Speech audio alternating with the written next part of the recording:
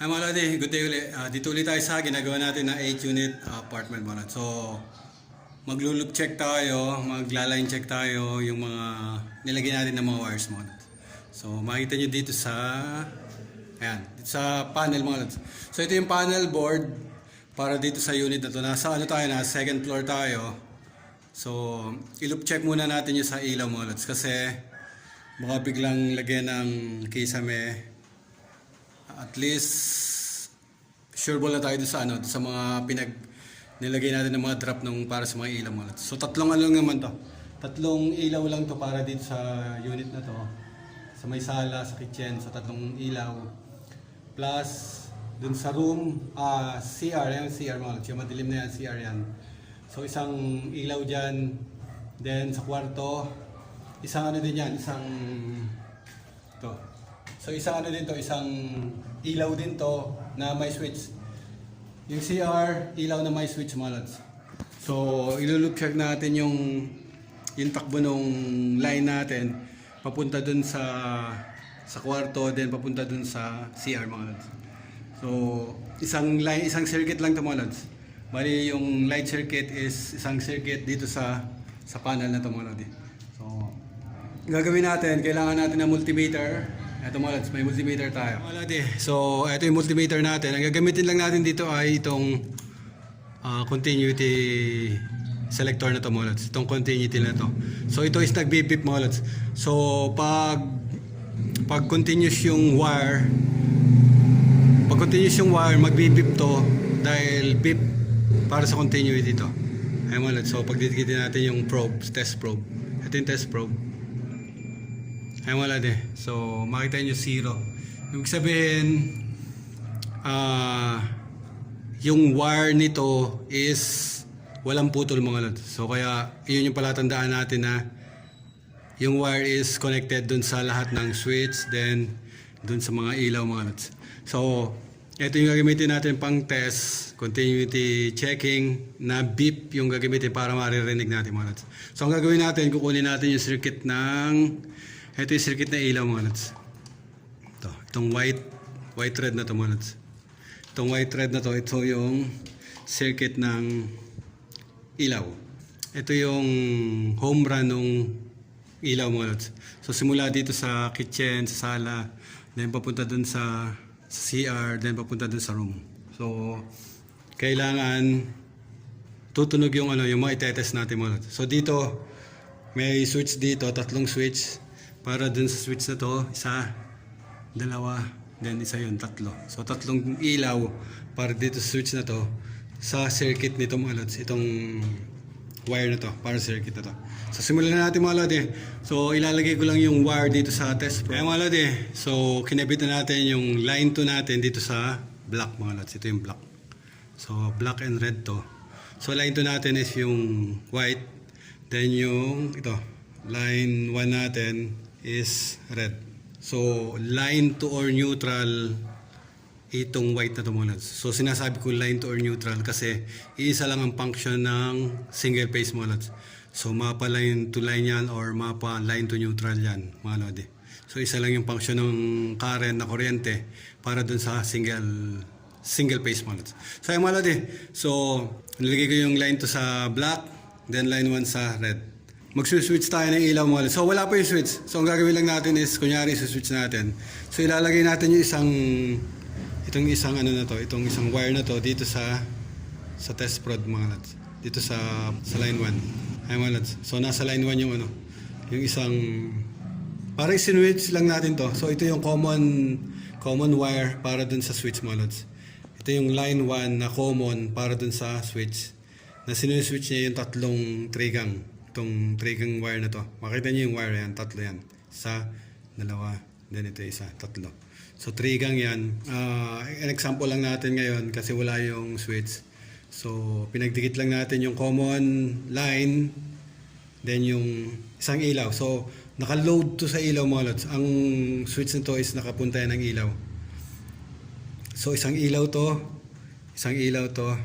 then isang ilaw tong isa na to mga lods. Ayan. So tatlong ilaw yan para sa trigang switch. Line 2 nakalagay yan, line 1 nakalagay sa red, Then sinwitch natin yung isang wire para dun sa ilaw. Kaya hanapin natin kung anong kung anong magbibip dyan. So kung yan, ito, or yun mga lods. So subukan muna natin dito mga lods. Try ko pagdikitin to. Pag tumunog yan, ibig sabihin yung switch, itong wire na to is para dyan sa ilaw na yan mga lods. So testingin muna natin.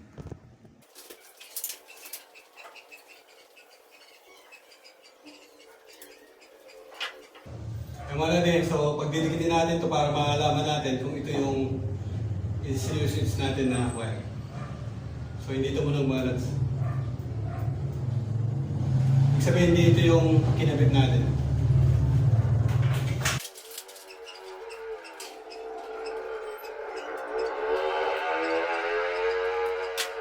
Mga lods, so pagdidikitin natin itong pangalawang ilaw na to.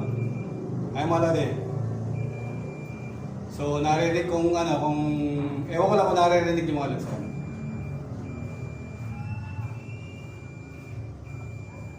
So yung nilagay natin na isang wire para sa ilaw is ito yung mga lods. Ayan. So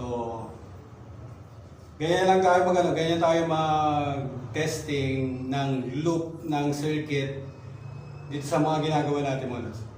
So, at least sure ball tayo dun sa ginagawa natin. So, dun sa splicing mga lods, sinusure ball ko naman yung pag-splice, sinusure ball ko yan, isa-isa ko yan. Bukod pa dun sa pagtetest, so tinetest ko pa rin yan kahit alam ko sigurado ko naman na splice ko na maayos yan. So, tinetest pa rin natin ng may multimeter mga lods. So, sinusure ball lang natin 100%, 200%, kailangan sure ball to. Kaya so ito na yung isa. Ay mga lods, so ito yung isa na ito. Yan yung tumutunog mga lods. So tatanggalin natin to, palitan natin ng bago. So lagay natin ito isa na to. Ay mga lods. So kinulawit natin yan. Then, yung isa na yun, okay na yun. Nakakita na natin yung wire niyan. So dalawa na lang yan. Isa to, then isa yan. So check uli natin to isa na to. Itong may talop na to.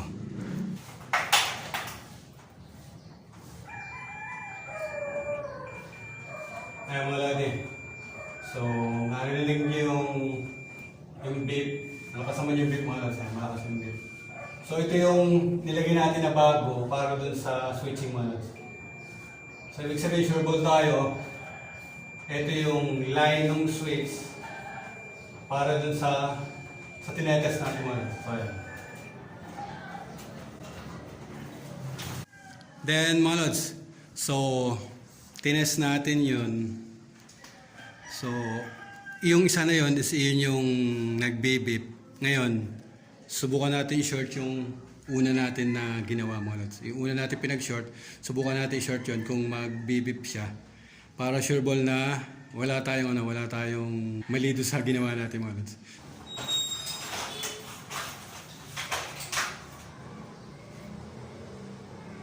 Ay mga lodi. So, pinag-short ko na yan. Hindi nagbibig. Ibig sabihin tama yung pangalawang wire na nilagay natin, yung pangalawang wire na tinetest natin. Tama yun dun sa ilaw na tinest natin. So, pinag-short natin to, hindi naman nagbibig. So, ibig sabihin, individually, nakaseparate yung ilaw na to dun sa tinetest natin. Ay mga lodi, so isang wire na lang yung tetest natin, ito na lang. So ito yung unang tinest natin, then ito yung pangalawa. Na nakaseparate siya dun sa una para dito sa ilaw na tumalods. So yung isa naman i-test natin. So ito yung pangatlong ilaw. So itong ilaw na tumalods, yung ilaw na yan is additional lang yan. So, check natin. Mali, i-hook lang natin to. Hindi naman natin kailangan i-splice pa to. Basta i-hook lang natin na may part na magdikit sila. So, yun yung last na wire. So, kailangan dapat is yun na yung tutunog. So, meron naka short. Hindi naman tumutunog. Ibig sabihin, naka-separate yun. So try natin na short din tong isa na tumalods. Try ko i-short to. Ay mga lodi. So ito yung wire na isa. Try natin na i-short yan. Ay mga lodi. So hindi naman natin kailangan tayain tong ano to. Kailangan natin ito i-sure ball yung ano natin. Ayan, katulad yan. Magkadikit na yan mga lods. Ayan. So yun yung ano natin. Yung meter na, multimeter natin nasa may panel. So hindi tumutunog mga lods. Ibig sabihin naka-separate to individually dun sa switch na nilagay natin ngayon. So yun yung last na wire and last switch para do sa ilaw. Mga lodi, ang last na ilaw natin is itong wire na to mga lodi. So yun yung pag-shortin natin para mapatunog natin yung ano, yung multimeter natin. Yung isa, pag-short na natin to, hindi ko makapag-short. Ay mga lodi. So naka-short yan. Then naka-short yung isa na yun. Then yung last wire na nakalagay doon, yun yung itetest natin. Para diyan sa wire na yan mga lodi, yung wire na yan.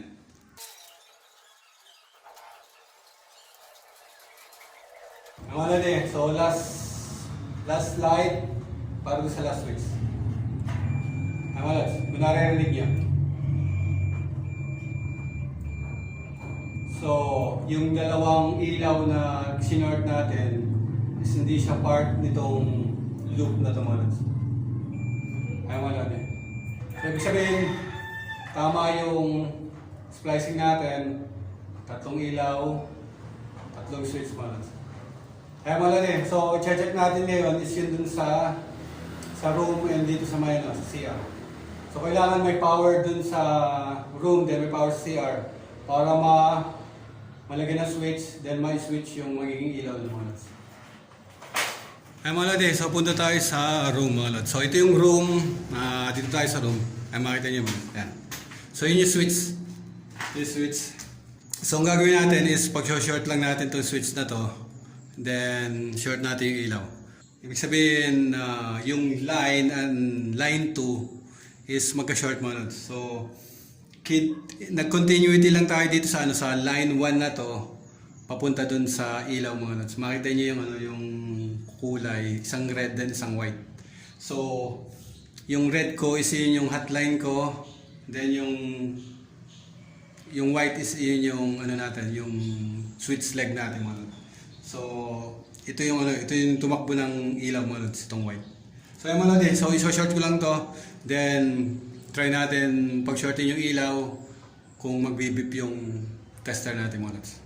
Ayan mga lods, so magka-short na tong switch. Ito yung switch natin. Pinag-short lang natin to. Then, subukan natin i-short to. Pag nag-bip yung multimeter natin, ibig sabihin tama yung connection ng power. Then yung sa ilaw mga lodi. Ngayon mga lodi.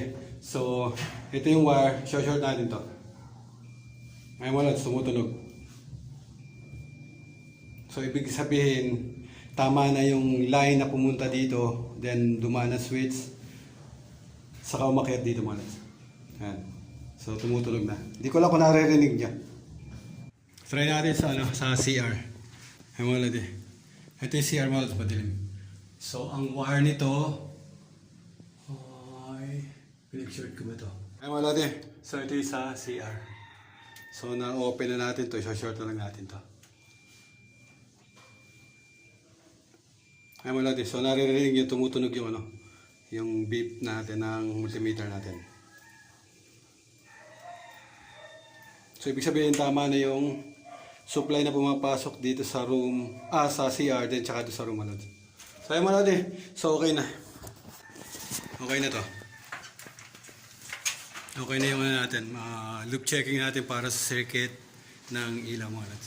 So ganyan tayo mag loop check nung circuit na chine-check natin mga lods. So tatlong room yung dinaanan ng circuit na yon. Kaya yung kada loop nung room is dun sa box. So yun yung chine-check natin na kung magkaroon ng problema, yung junction box is doon tayo mag-check ng problem mga lods, sa junction box. Kaya makikita nyo may mga junction box yan sa ibabaw ng switch mga lods. So, yun yung purpose na ba't doon sa taas nilalagay ng switch mga lods. Para madali natin makita yung problem kung nasaan mga lods. Hindi yun kung sa ilaw natin, pag sa ilaw natin nilalagay mga lods. Mas madali kasi i-check pag nasa ibabaw ng switch yung junction box. So ayun mga lodi, so ganyan lang tayo mag-check ganyan lang tayo mag-check nung loop sa ilaw mga lodi. So line check ang ginagawa natin. So ang kada point to point nung line ng kada isa nito, katulad nito aircon to mga lods. Aircon to, nakahiwalay naman to aircon na to sa taas. Sa taas manggagaling yan, automatic, yun na yun sa aircon na yun. Yung ibang wires na dito, ilaline check din natin yan ayon dun sa location ng pupunta mo. So, dun sa schedule ng loads, rep, washing machine, AC, CO, yun lang mga lods, 4 lang yun. Then yung ilaw pang 5.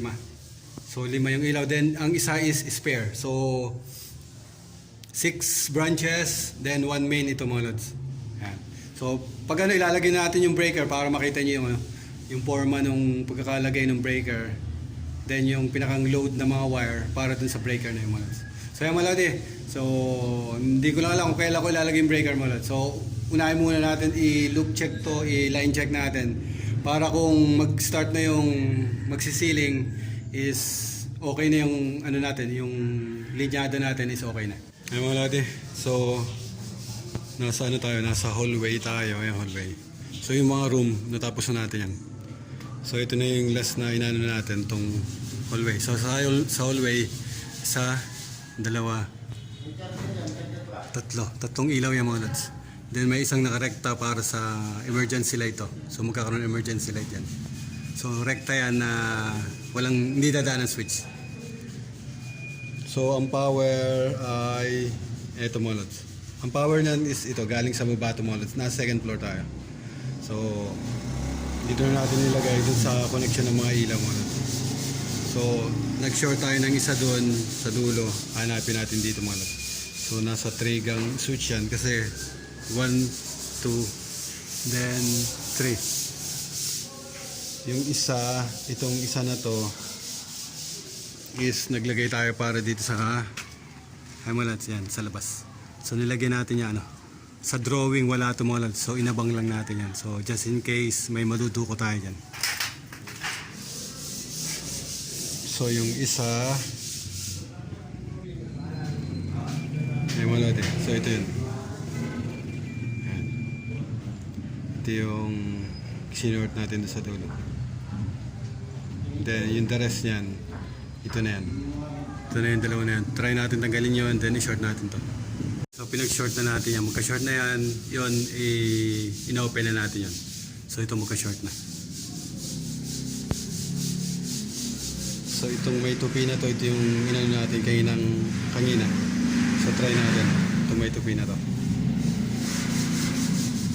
May mga lods wala. So, nandito lang doon sa dalawa na to. Ayun, yun na yun. Ito na yung mga lods. Ayan. Then yung isa, wala. Ibig sabihin itong isa na to, parang dito na yan. Ayan, yan. So, okay na tayo dito mga lods. Itong isa, para sa labas to. So, i-short natin yung try natin i-short to mga lods. Short natin yan. Natin mag-short na yan. Ano Chicho? Masunod-sunod ka. Ha? So yung nakahiwalay na yun ay ito mga lods. So ito kasi hindi ito kasama dito sa circuit na to, sinama lang natin yan. Ay mga lods. So okay na to. So clear na tayo dun sa mga circuit natin. Dito sa hallway okay na, sa mga room okay na rin, sa mga unit pala. Hindi pala room, sa mga unit.